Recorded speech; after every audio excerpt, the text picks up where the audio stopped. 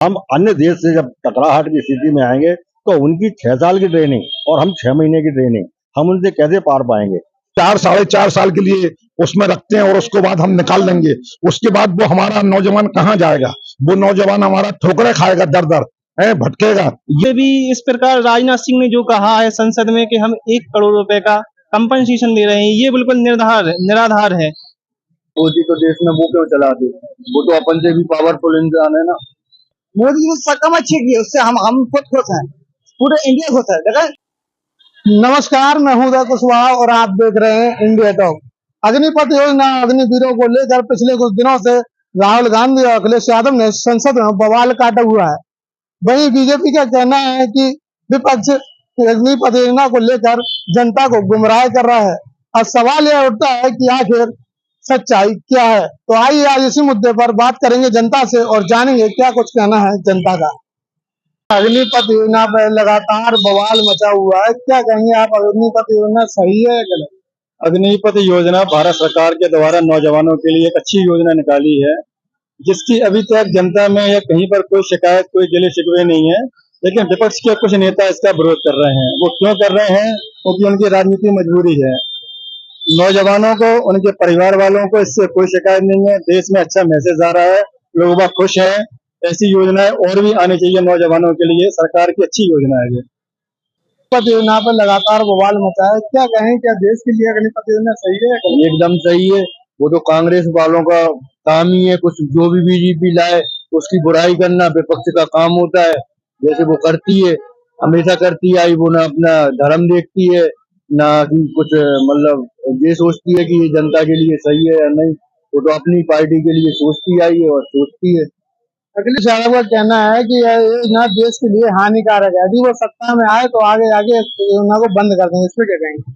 ऐसा मतलब ये अग्निवीर खत्म करने की वो सोच रहे हैं। जैसे कि 3 देशों में भी चलती है, यूके में, अमेरिका में, कितना पावरफुल देश है, उसमें भी अग्निवीर जैसी योजनाएं चलती हैं। अगर ये खतरनाक होती तो देश में वो क्यों चलाते?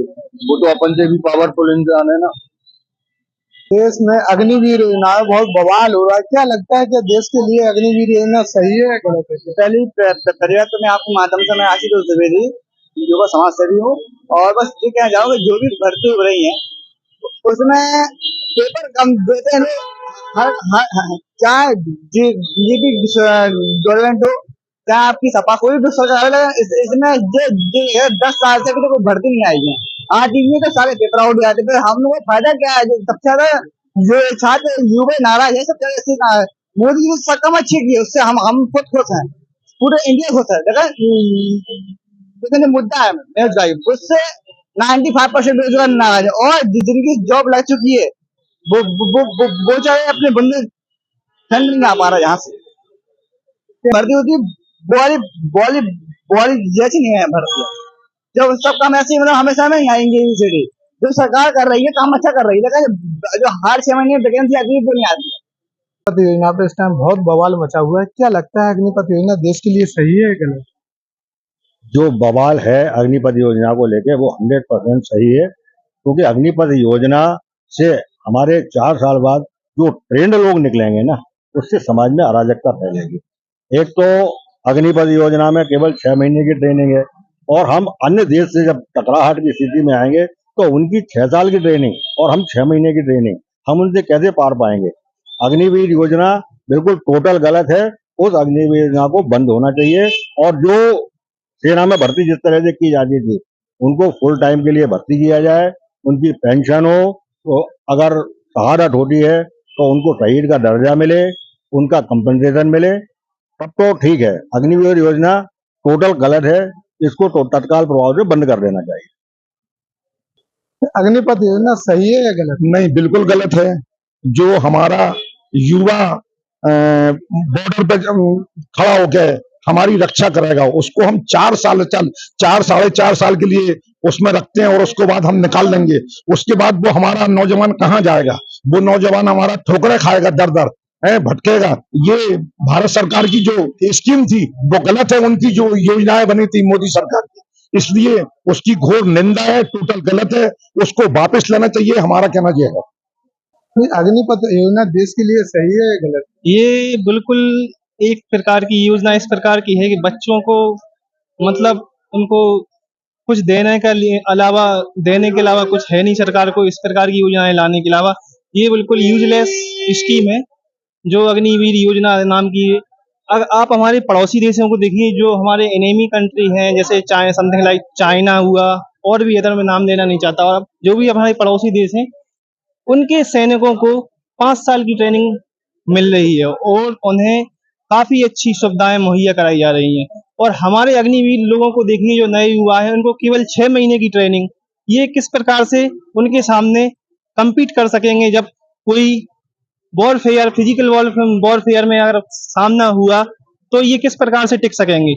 देखिए, सेना और वॉर के लिए ये सारी ट्रेनिंग के ही माध्यम से ही लड़ी जाती हैं।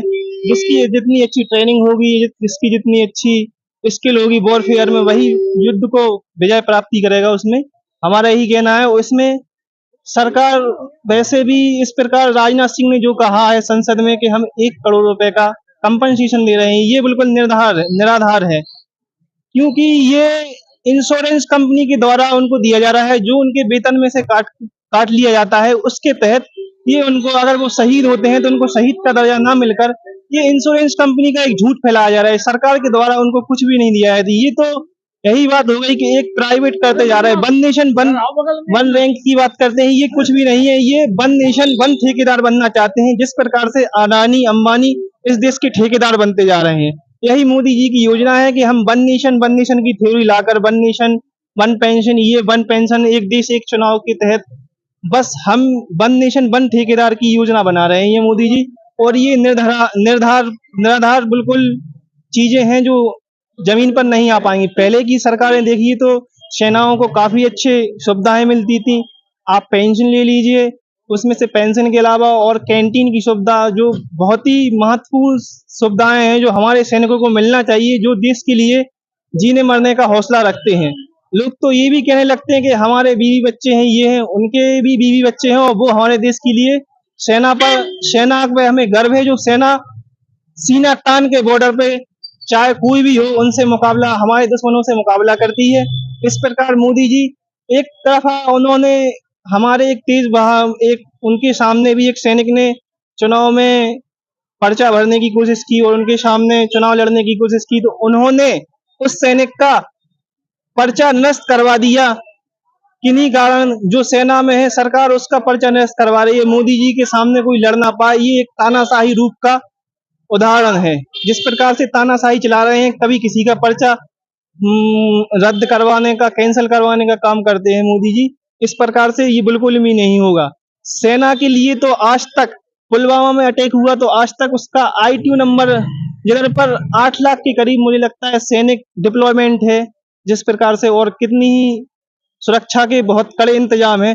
आज तक पुलवामा के शहीदों को, मतलब सैनिकों को, आज भी शहीदी का दर्जा नहीं हुआ जो वीर गति को प्राप्त हुए देश के लिए। इस प्रकार से मोदी जी देश को तानाशाही के रूप ले जा रहे हैं। This is the undeclared emergency right now. Thank. तो आपने देखा कि लोगों ने इस मुद्दे पर अपनी अपनी राय दी। आप भी अपनी राय हमारे कमेंट बॉक्स में जरूर दें। ऐसे ही तमाम मुद्दों खबरों के लिए देखते रहिए इंडिया टॉक।